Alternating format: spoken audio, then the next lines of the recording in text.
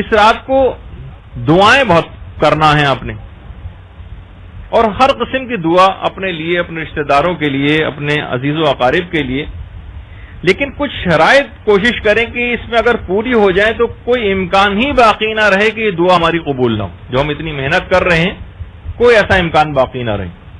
دیکھیے سب سے پہلی بات تو یہ ہے کہ بہرحال دعا ایک ایسی چیز ہے جو قضا کو بھی ٹال دیتی. اگر موت بھی لکھ دی گئی ہے تو دعا کے ذریعے ٹل سکتی، لیکن بس مسئلہ یہ ہے کہ ہمیں اس گداگر کی طرح سے ہونا چاہیے. یہ کہا جاتا ہے نا، محاورہ بھی ہے کہ اگر گداگر ہی سست ہو تو صاحب خانہ کو الزام نہیں دیا جا سکتا. بھائی تم خود ہی سست ہو، تم نے خود ہی آ کر تقاضا نہیں کیا، گڑ گڑائے نہیں. جیسے کہ امام خمینی سے کسی نے کہا کہ آیت اللہ تقی بہجت سے ہم درس عرفانیات لینا چاہتے ہیں، لیکن وہ تیار ہی نہیں ہوتے. امام خمینی نے کہا اصرار کرو. کہا کہ ہم نے بہت اصرار کیا، تیار نہیں ہوتے. کہا اس وقت تک اصرار کرتے رہو یہاں تک کہ تیار ہو جائیں. بعض اوقات دیکھیں علم حاصل کرنے کے لیے بہت زیادہ آدمی کو تگ و دو کرنا پڑتی ہے اور یہاں تک کہ وہ قفل کھول ہی جاتا ہے. تو بہرحال تو گداگر اگر سست ہو تو صاحب خانہ کو الزام نہیں دیا جا سکتا. تو کوشش یہ کریں کہ اس رات کو بس بیٹھ جائیں کہ مجھے اپنی دعائیں قبول کروا کے ہی اٹھنا ہے پروردگار، ایسے میں نہیں اٹھوں گی. بس کچھ شرطوں کا خیال کر لیں. پہلی تو شرط یہ ہے کہ مکمل خشوع قلب کے ساتھ دعا مانگیں، رٹے رٹائے طریقے سے نہ ہو. جیسے ہوتا ہے پروردگار یہ کر وہ کر وہ کر، بالکل ایک اوپری دل سے بس جس طریقے سے ایک رٹی ہوئی کوئی چیز پڑی جاتی. اور روایتوں میں بھی ہے کہ خدا غافل ایسی دعا کو قبول نہیں کرتا جو غافل دل سے جاری ہوتی، یعنی خود جو دعا کرنے والا ہے وہ اس کو کوئی خاص اہمیت نہ دے رہا.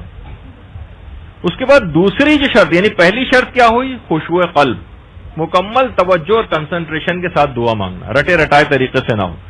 دوسری شرط ہے وفا ہونی چاہیے، وفا.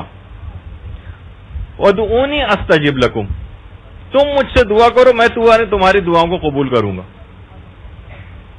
تو پروردگار پلٹ کے ہو سکتا ہے آپ سے یہ کہہ دے اوفے بے عہدے اوفے بے عہدکم، پہلے تم تو اپنے کیے گئے وعدے کو مجھ سے پورا کرو، یعنی میری اطاعت میں ذرا سرگرمی دکھاؤ، پھر دیکھو میں تمہاری دعا کیسے قبول نہیں کرتا. تو وہی جو اب اس سے پہلے ہم بیان کر رہے تھے کہ گناہ اگر آپ کے ذمے موجود ہیں اور صحیح طریقے سے توبہ نہیں کی ہے تو پھر قبولیت دعا میں رکاوٹ ہو جائیں گی. تو وفا کے معنی یہ ہیں کہ آپ بھی اپنے عہد و پیمان کو پورا کریں پروردگار سے، اطاعت کا عہد و پیمان، گناہوں سے بچنے کا عہد و پیمان، پھر دیکھیے کہ پروردگار کیسے دعا کو قبول نہیں کرتا. تو دوسری چیز علماء شرط لگاتے ہیں وفا ہونی چاہیے. اچھا اس کے بعد تیسری چیز مکمل یقین کے ساتھ دعا مانگیں، شک و شبے والی نہیں، پتہ نہیں پروردگار قبول کرے یا نہ کرے، نہیں، انشاءاللہ پروردگار اس کو ضرور قبول کر لے گا. ایک مکمل یقین ہونا چاہیے. اس طریقے سے بچے جو دعا مانگتے ہیں ان کے دماغ میں نہیں ہوتا ہے آپ کہتے ہیں یہ کرو گے تو یہ. جیسے صاحب تھے وہ جو حکایت بھی بڑی مشہور ہے کہ انہوں نے ایسی بچے سے کھیل رہے تھے کہ ہاتھ میں کوئی پیسہ کوئی سکہ لیا اور غائب کر دیا، اس کو کہیں چھپا لیا اور کہا کہ دیکھو یہ اندر منتر جو میں پڑھ رہا ہوں اس سے وہ چیز غائب ہو جاتی. بچے نے کہا اچھا. بچے نے بھی اس کو پورے یقین کے ساتھ پڑھنا شروع کر دیا اور چیزیں غائب کرنے لگے. تو بعض اوقات وہ صاحب جو جب بچہ ان کی طرف دیکھتا تھا تو بہت ڈر جاتے تھے کہ ان کو بھی کہیں غائب نہ کر دے. تو حکایتوں میں ملتا ہے پورے یقین کے ساتھ دعا مانگنا کہ پروردگار، شک و شبے والی بات نہیں، انشاءاللہ پروردگار میرا جب اس رات کو بیٹھا ہوا ہے دعا قبول کرنے کے لیے تو میری دعا ضرور قبول کرے گا. یعنی شک و شبے والی کوئی کیفیت نہ ہو، پورے یقین کے ساتھ کہ میری دعا قبول ہو گئی. اس کے بعد اگلی شرط ہے الہاہ و مبالغہ، یعنی خدا کے آگے گڑ گڑانا، گڑ گڑا کر دعا مانگنا. یہ خود ایک بہت بڑا اس رات کا دعاؤں کے سلسلے میں کمال ہے کہ ایک ہوتا ہے بالکل سپاٹ چہرے کے ساتھ بیٹھے ہوئے، نہیں، بالکل گڑ گڑا کر دعا مانگے، جھک کر ذلت کے ساتھ دعا مانگنا. اپنی آواز کو بھی ایسا کر لینا جس طریقے سے رونے والی جو آواز ہوتی ہے تو پھر پروردگار آپ کی دعاؤں کو قبول کرے گا. اور اس کے بعد علماء ایک چیز اور بھی کہتے ہیں کہ اجتماع میں آپ ہوں خاص طور پر تو اس وقت اخفات ہونا چاہیے دعاؤں میں، یعنی کوئی آپ کی دعائیں سن نہ رہا ہو. یعنی مثلا ایک ساتھ بہت سارے لوگ بیٹھے ہیں تو بہت سے لوگ اتنی بلند آواز سے دعا کرتے ہیں، اجتماعی دعا نہیں کروا رہے ہیں بلکہ انڈیویجول دعائیں مانگ رہے ہیں لیکن بلند آواز سے نہیں، اخفات، خاموشی کے ساتھ دعا. ہاں جب اجتماعی دعا مانگیں گے کسی تک اس کے اندر محفل میں بیٹھ کر تو پھر تو وہ بلند آواز سے ہی پڑھی جائیں گی. اس کے بعد کچھ مقامات، کچھ اوقات ایسے ہیں، کچھ اوقات، ان اوقات کا اگر خیال کر لیا جائے تو دعاؤں کی قبولیت میں بہت ہی معاون ہوتے ہیں. اس وقت انسان بس ادھر ادھر وقت کو ضائع نہ کرے، خاص طور پر جس وقت بہت تیز ہوا چل رہی ہو. تیز ہوا کو چلنے کے وقت اگر دعا مانگی جائے تو ضرور قبول ہو جاتی ہے. اسی طریقے سے اگر بارش کسی جگہ پر ہو رہی، بارشوں کا سیزن بھی ہے، لوگ ویسے مزے لیتے ہیں بارش میں، لیکن بارش جب باران رحمت الہی برسنا شروع ہوتا ہے، ایک تو وہ مرزا غالب کا نظریہ تھا، وہ کہتے تھے کہ ہمیں باران رحمت الہی جو برستا ہے اس پر اعتراض نہیں ہے، وہ تو 5 منٹ برستا ہے، اس کے بعد 3 دن تک ہماری چھت برستی رہتی ہے، ٹپکتی رہتی ہے، اس پہ اعتراض ہوتا ہے. تو بہرحال اگر بارش کسی وقت ہو رہی ہے اور اس وقت آپ دعا مانگیں گے، وہ اوقات دعا میں سے، ان اوقات دعا میں سے کہ جس میں دعائیں قبول ہوتی ہیں. اس کے علاوہ جس وقت آپ تلاوت قرآن کرتی، تلاوت قرآن کرنے کے بعد جو دعا مانگیں گے اس وقت وہ دعا ضرور انشاءاللہ قبول ہوگی. اسی طریقے سے جس وقت اذان دی جاتی، اذان کی آواز کان میں آئے، آپ اپنے لیے دعا کریں، اپنے رشتہ داروں کے لیے دعا کریں. اسی طریقے سے نماز فجر کے وقت، یہ جو وقت ہوتا ہے بالکل طلوع صبح صادق کے بعد جو فجر کا اول وقت ہے، اس وقت علی الخصوص جو ہے جو دعا مانگی جائے وہ ضرور قبول ہوتی ہے. اسی طریقے سے نماز ظہر کے بعد بھی اور نماز مغرب کا جو وقت ہے اس وقت بھی یہ دعا کو قبول ہونے کا بہت ہی اہم ترین وقت ہے. اسی طریقے سے اوقات میں ایک چیز اور بھی ہے، اور وہ ہے افطار کے وقت دعا کرنا. یعنی اس وقت فوراً انسان کھانے کی جلدی نہ کرے کہ بس کھانے پینے کی چیزوں کو اپنے حلق سے اتار لیں، ہاتھ میں لے کر بیٹھے اپنی افطاری، اور اس وقت جو ہے وہ خاص موقع ہے اپنی دعاؤں کو 2 3 4 منٹ اگر لگا دیے جائیں دعاؤں کی افطار کرنے سے پہلے وقت آ جانے کے بعد، تو انشاءاللہ وہ دعا اس کی ضرور قبول ہو جائے گی. اور اسی طریقے سے اگر کوئی شخص سجدے کے اندر کوئی دعا مانگے، خیر یہ تو ایک بڑی سعادت اس شخص کو ملی جو آپ کے سامنے اس وقت تصویر ہے. یہ مسجد نبوی میں ریاض الجنہ جو جگہ ہے وہاں پر حالت سجدہ میں انتقال کر گیا شخص. تو بہرحال بعض اوقات یہ ہوتے ریاض الجنہ یعنی کہ جو جنت کے باغوں میں سے ایک باغ ہے، پیغمبر کی قبر اور منبر کے درمیان کی جو جگہ کہلاتی، چند فٹ کے فاصلے پر ہی جو ہے قبر رسول موجود ہے یہاں سے، وہاں پر یہ شخص حالت سجدہ میں مثلا انتقال کر گیا. تو سجدے کی حالت میں جو بھی دعا مانگی جائے وہ ضرور قبول ہوتی ہے. اسی طریقے سے کہا جاتا ہے کہ دعاؤں کے سلسلے میں ان سب کے پیچھے روایت ہے کہ تضرع، احساس ذلت اور شکستگی کا جو احساس ہے اس کے ساتھ دعا مانگنا، یعنی باقاعدہ رقت پیدا ہو جائے. جس وقت رقت پیدا ہو جائے، ذلت کا احساس، شکستگی کا احساس، خدا کے آگے اپنے آپ کو کچھ نہ سمجھنا، اس وقت جب یہ احساس اس طرح کا کبھی پیدا ہو جائے تو وہ بہترین موقع ہے. رقت کا پیدا ہو جانا ہی چھٹے امام فرماتے ہیں کہ قبولیت دعا کی علامت ہے. اچھا، اب تضرع کس طرح سے کیا جائے گا؟ اس میں کچھ علماء نے فرمایا کہ 4 اس کے طریقے ہیں کہ اپنے ہاتھوں کی پشت کو آسمان کی طرف بلند کریں. ایک تو جس طرح دعا مانگتے ہیں آپ، تو جو ہاتھوں کا جو وہ پورشن جو دعا کے وقت تو آپ کے آنکھوں کے سامنے ہوتا ہے، جس طرح قنوت میں آپ مانگتے نہیں، ہاتھوں کو پلٹ دیں. ایک طریقہ یہ بھی ہے دعا مانگنے کا. اور ہاتھوں کی جو پشت ہے، جس طرف انگوٹھی کا نگینہ ہوتا ہے، جب آپ وہ والا حصے کو آسمان کی طرف بلند کریں، آسمان کی طرف اس ہاتھوں کو بلند کریں. اگر اس کو پلٹ دیا جائے تو ہتھیلی والا حصہ نہیں، اس کے پشت والا حصہ، اس کو آسمان کی طرف بلند کریں. اور اس کے بعد ہاتھوں کو دائیں اور بائیں حرکت دیں اور کہیں کہ پروردگار مجھے نہیں پتا کہ میں قیامت میں اصحاب یمین میں سے ہوں گا یا اصحاب یسار میں سے، میں دائیں ہاتھ والے گروہ میں ہوں گا یا بائیں ہاتھ والے گروہ میں. اپنے ہاتھوں کو دائیں اور بائیں حرکت دیں بند کر کے، اور اس کے بعد اپنے ہاتھوں کو اوپر کریں، کبھی ہاتھوں کو نیچے کریں کہ پروردگار مجھ کو نہیں پتا کہ تو قیامت کے میدان میں مجھ کو پست کرے گا یا بلند کرے گا. اور اس کے بعد جب بہت زیادہ گریہ ازاری شروع ہو جائے اور آنکھوں میں آنسو آ جائیں تو یہ بہترین موقع ہے. یہ اسباب و علامت اجابت دعا کے اندر یہ چیز شمار ہوتی. اور اس کے بعد اپنے ہاتھوں کو دوبارہ آسمان کی طرف بلند کریں کہ میں نے جو پروردگار سے مانگی ہے وہ اس کو لینے کے لیے میں ہاتھوں کو آسمان کی طرف بڑھا رہا ہوں. اور انشاءاللہ جب وہ ہاتھ واپس آئیں گے تو وہ کبھی بھی ناکام و نامراد ہاتھ واپس نہیں آئیں گے، بلکہ وہ دعا آپ کی قبول ہو چکے گی.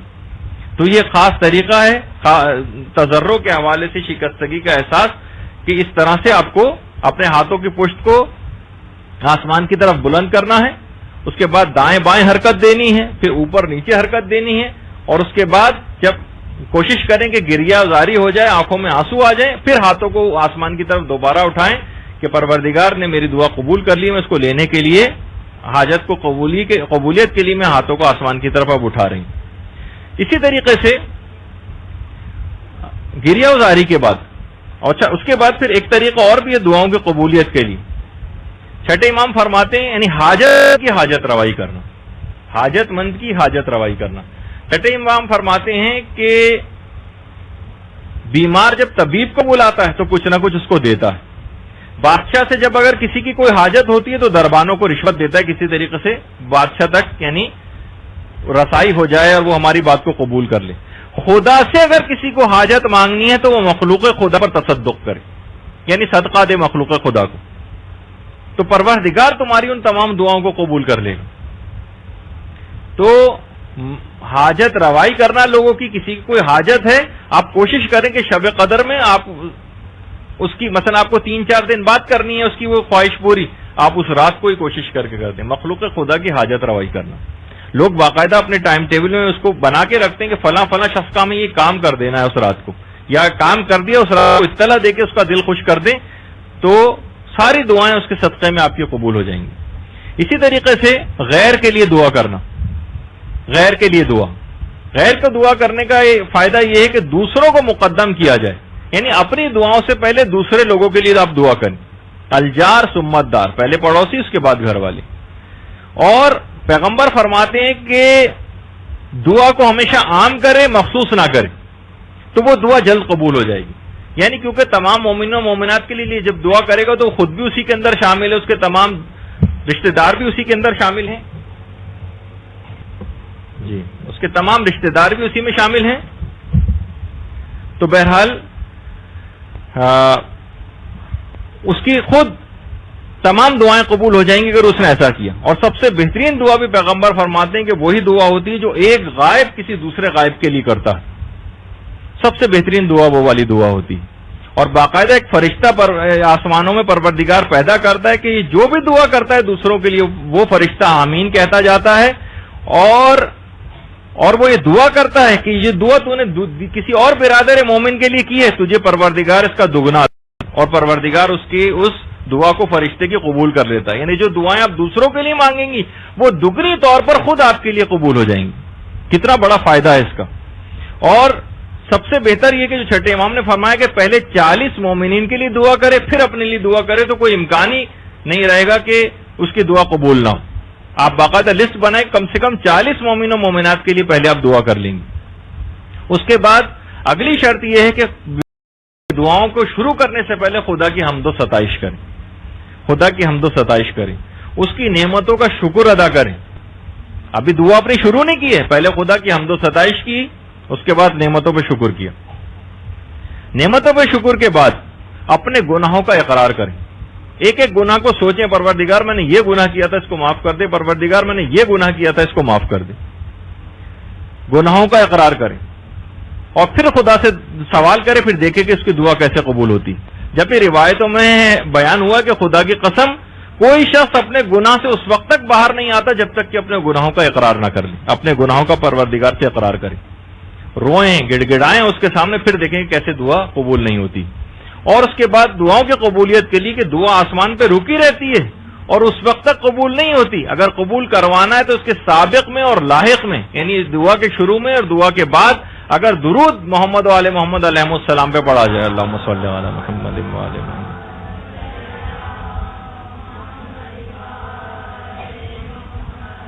دعا آسمانوں پہ رکی رہتی ہے اور قبول ہی نہیں ہوتی جب تک کہ سابق اور لاحق میں درود جو ہے وہ اس کے نہ ہو۔ تو دعا کے شروع میں بھی درود پڑھیں، دعا کے آخر میں بھی درود پڑھیں، اور درمیان میں اپنی دعا کو رکھیں۔ یہ ایک طریقہ ہے دعا کو قبول کرانے کا۔ اس کے علاوہ اگلا طریقہ ہے تکمیل شرائط۔ مثلا کوشش کریں کہ اگر آپ دعا سے پہلے اگر باوضو ہوں تو بہت قوی امکان ہے آپ کی دعا کو قبول ہونے کا۔ غسل کیا ہوا ہو، وضو کیا ہوا ہو، جسم طاہر ہو، لباس ہمارا پاک و پاکیزہ ہو، یہ تمام چیزیں۔ اس کے علاوہ برطرفی اور موانعات، یعنی بہت سی ایسی چیزیں ہیں کہ جو کہ قبولیت دعا میں رکاوٹ بنتی ہیں، جن گناہوں کا ہم نے پچھلی دفعہ بھی تذکرہ کیا تھا، مثلا نماز فجر کو قضا کر کے پڑھنا، امر بالمعروف اور نہی عن المنکر نہ کرنا، ابھی جیسے کہ آپ نے سنا. کوشش کریں کہ سچے دل سے دعا کریں تاکہ جو قبولیت دعا میں رکاوٹ چیزیں یہ ساری دور ہو جائیں. اور اس رات کو علی الخصوص صدقہ دینے کے بعد اگر جو بھی آپ دعا کریں گے وہ دعا ضرور قبول ہو جائے گی. باقاعدہ بچوں کو عادت ڈالنی چاہیے. ایران میں جگہ جگہ اس طرح سے صدقہ باکس بنے ہوئے ہیں اور لوگ بچوں کو تشویق و ترغیب کے لیے ان کے ہاتھوں سے، خیر ہمارے ہاں بھی ہوتا ہے کہ صندوقچوں میں مائیں بچوں کے ہاتھوں سے ڈلواتی ہیں، لیکن اس کو ہمیشہ جاری و ساری رہنا چاہیے. جو انتہائی اہم ترین عمل ہے جو پچھلی دفعہ بھی اس بات کے لیے ذکر ہو گیا تھا، شیخ عباس قمی نے شیخ صدوق کے حوالے سے جو رئیس المحدثین کہلاتے ہیں، شیخ صدوق کو رئیس المحدثین کہا جاتا ہے، کہ آج کی رات کا سب سے بڑا عمل جو ہے وہ مسائل فقہ میں غور و فکر کرنا. کوشش کریں یا تو آپ کوئی درس سنیں، کوئی کیسٹ لے کر سنیں. اور اتنا اہم ترین چیز ہے یہ کہ دیکھیے خاص طور پر مسائل دینیہ کا سیکھنا، درس و تدریس میں جانا، علماء تک ایسی تمام محافل اور مجالس کے اندر جو ہے وہ شریک ہوتے ہیں. آپ بھی کوشش کریں کہ جس طریقے سے آپ ماشاءاللہ یہاں پر آتی ہیں اسی طریقے سے اس رات کو بھی اگر کہیں جانا ممکن نہیں کسی ایسی جگہ تو آپ اپنے گھر پہ اس کا انعقاد کریں، کوئی ایک درس منعقد کر لیں، کوئی ایک پروگرام رکھ لیں، یا کچھ نہیں اگر کوئی خواتین رکھ سکتی ہیں تو کم سے کم ایک کیسٹ اس رات کو ضرور درس و تدریس کے حوالے سے ضرور کریں. مقدس اردبیلی، مقدس اردبیلی یہ وہ شخصیت تھی کہ جن کی اپنی مرضی سے امام زمانہ علیہ الصلوۃ والسلام سے ملاقاتیں ہوا کرتی تھیں. اللہم صلی علی محمد وعلی آل محمد.